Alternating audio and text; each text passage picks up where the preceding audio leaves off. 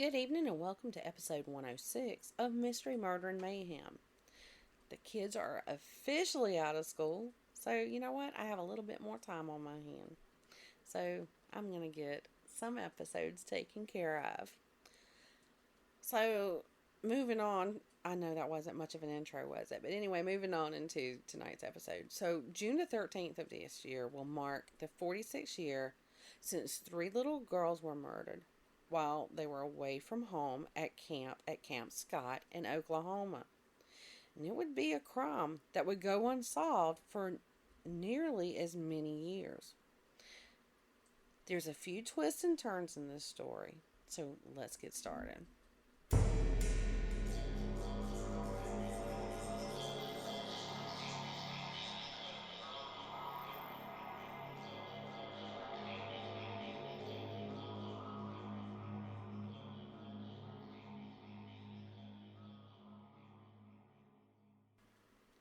Now, the camp I mentioned, Camp Scott, it sat on 410 acres of densely forested land, complete with a creek running through it, and it had been operated by the Girl Scouts since 1928. And each unit there at the camp was named after Native American tribes, and they consisted of several tents for campers and a tent for their counselor. Now, each tent sat up on this wooden platform, and inside of the tent there was four cots for the campers to sleep on. Well, until that night in 1977, it just seemed like a very peaceful camping destination that was safe for the children who came there to camp. Now, one of those camp counselors was a young woman named Michelle Hoffman. Hoffman herself had camped there many times through her childhood, starting when she was just 9 years old. And she recalled that in her early years there, the camp did seem a little scary at night because it was so dark. But y'all, they were in the middle of the forest, so that's kind of, it should be expected. But during daylight hours, Camp Scott was a beautiful place to be. And there were tons of activities for the campers to take part in, which included hiking and swimming. So it sounded like a really fun place to be.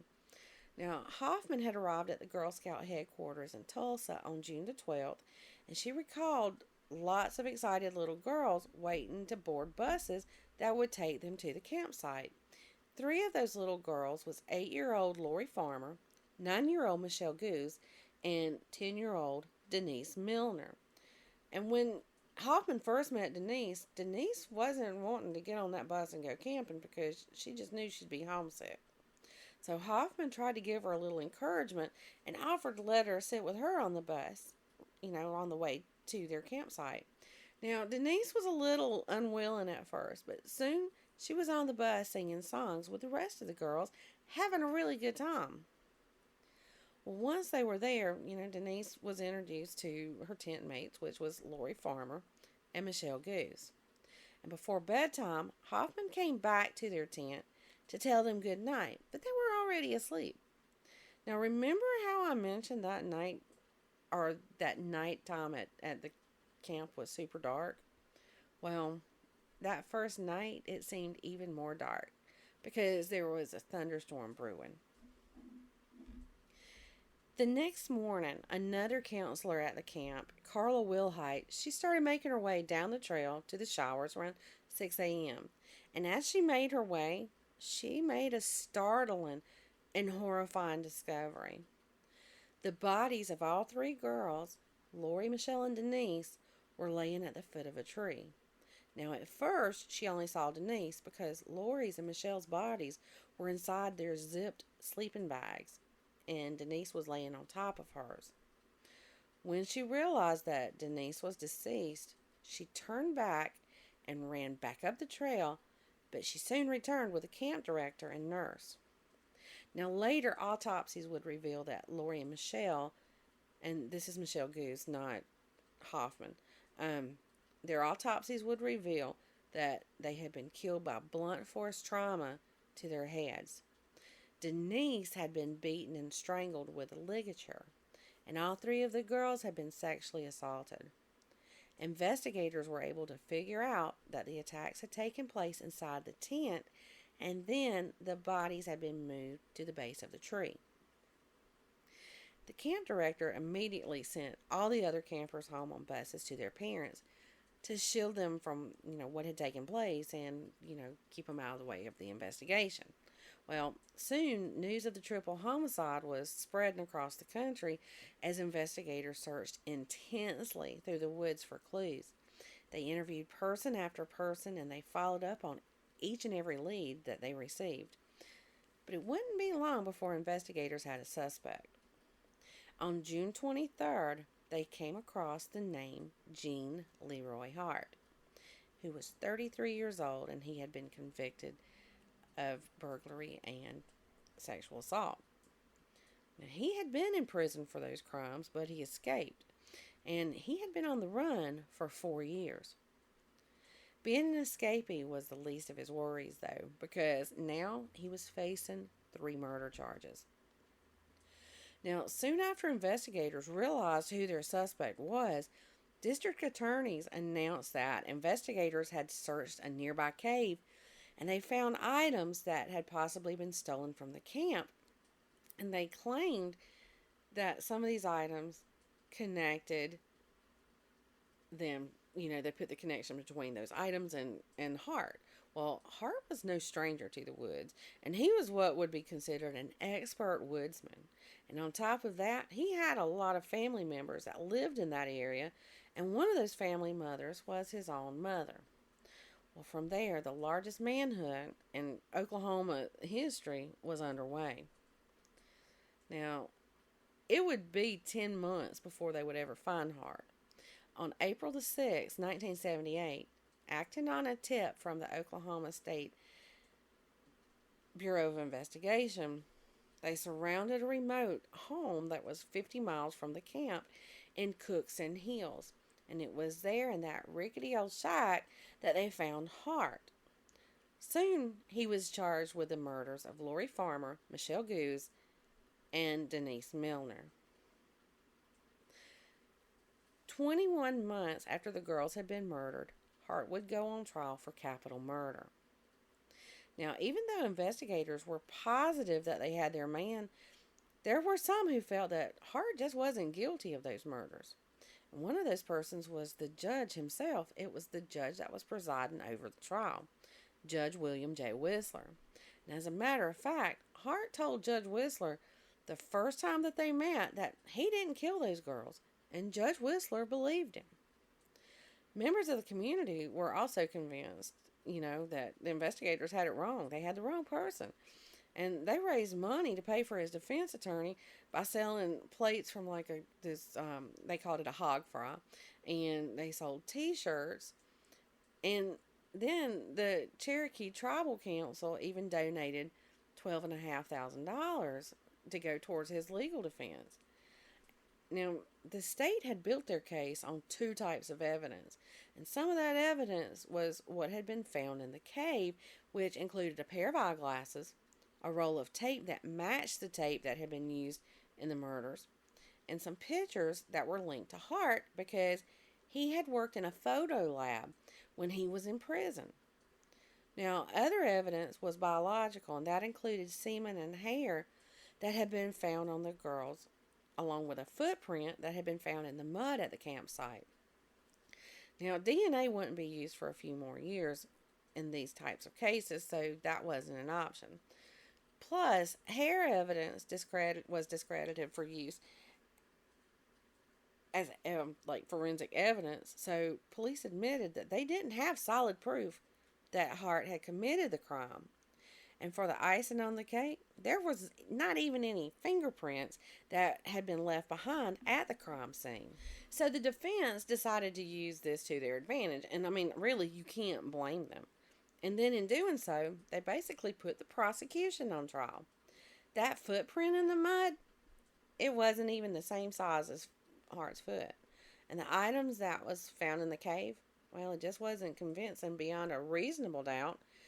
And then on March the 20th, 1979, the jurors came back with their verdict.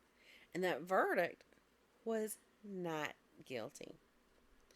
Now, the family and friends of the victims were stunned, to say the least. And in an effort to comfort them, the prosecution told them that there was no way Hart was going to go free. Because, he was still facing sentences of over 300 years for those previous sexual assault and burglary charges that he had escaped jail from. Now, I doubt that did very little to console the families, though. I mean, sure, he was looking at spending the rest of his life in prison, but not for the crimes of killing their daughters. But Hart wouldn't spend an amount even close to 300 years, not even 300 days. On June the 4th of that very same year, the families of the victims received the news that Hart had died from an apparent heart attack that he had had while he was working out in prison. And for years, those families thought that that was the end of their nightmare.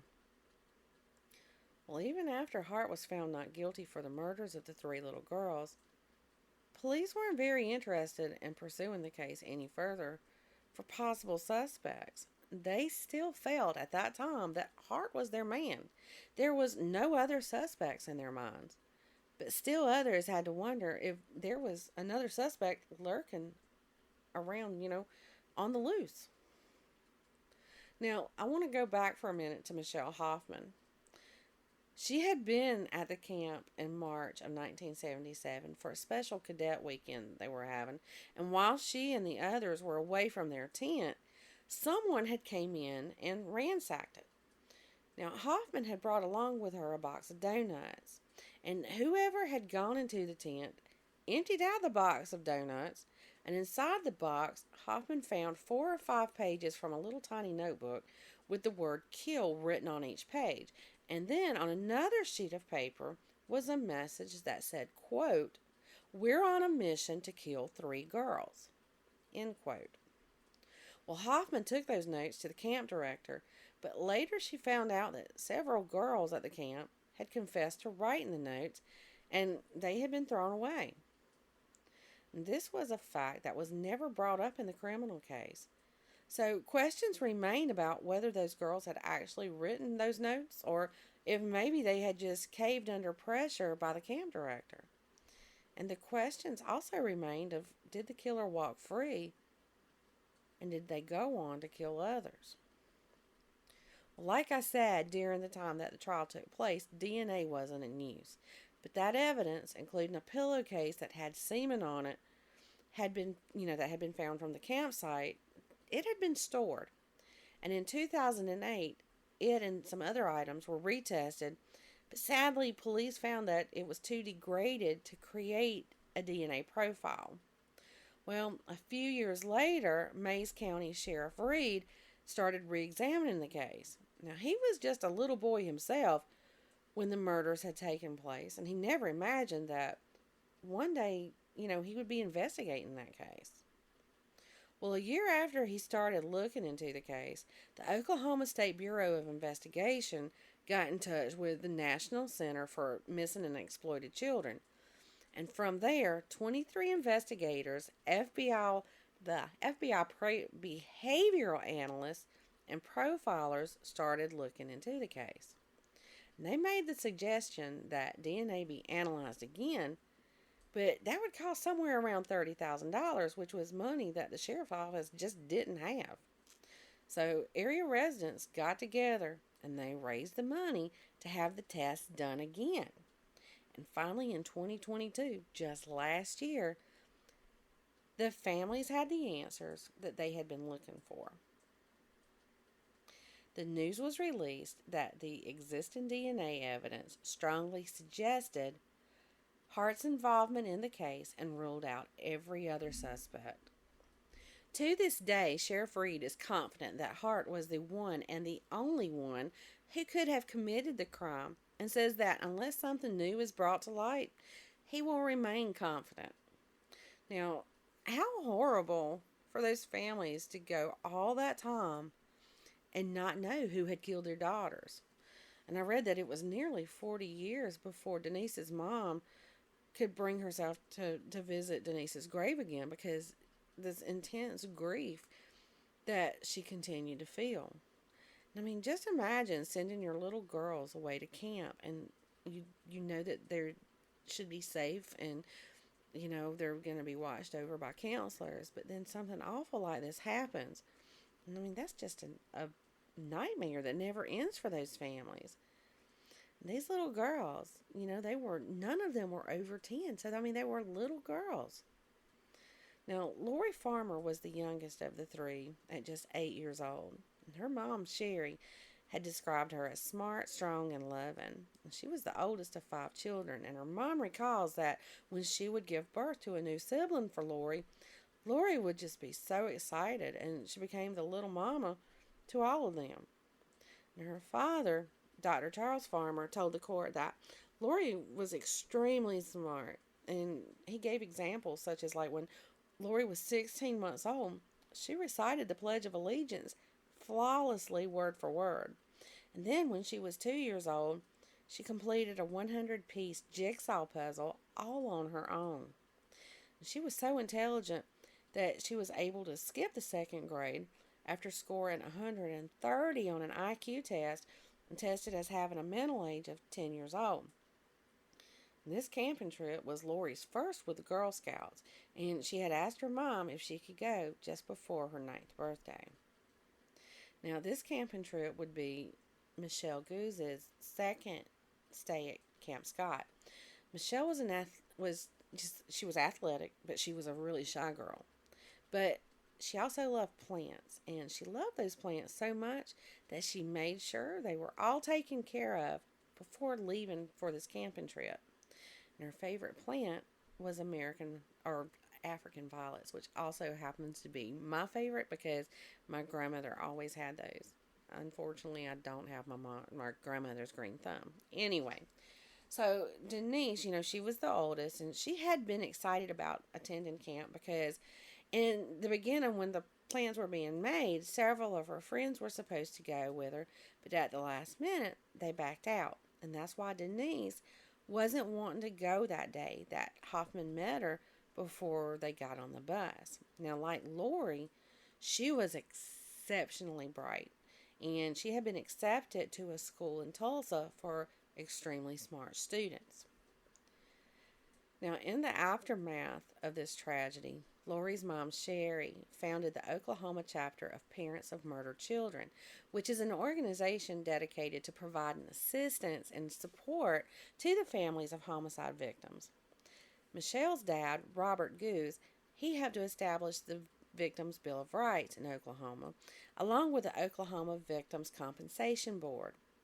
Now, Mr. Goose has said that he and his wife felt that they were ignored by law enforcement and prosecutors, and that is why he drafted the bill to create coordinating centers throughout Oklahoma to keep the victims and their families involved in every step of the legal process.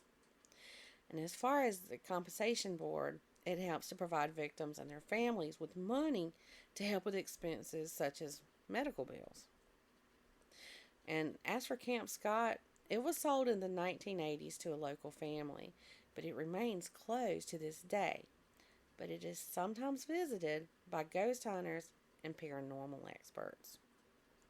In 2022, just last year, a Hulu documentary was released named Keeper of the Ashes, and in it, an actress and singer named Kristen Chenoweth, she recalled her connection to the camp. Now, Chenoweth herself was supposed to be the fourth girl in the tent with Lori, Denise, and Michelle. But she got sick just before she was to leave for Camp Scott, and she stayed home. Now, if there's ever a reason to be glad that you're sick, that would be it. And imagine the relief of her parents that they had to have felt once they heard of the murders and realized that Kristen could have been the fourth victim. Well, y'all, that's all I have for tonight's episode of Mystery, Murder, and Mayhem. Y'all have a good night, and be sure to check out the links in the episode description.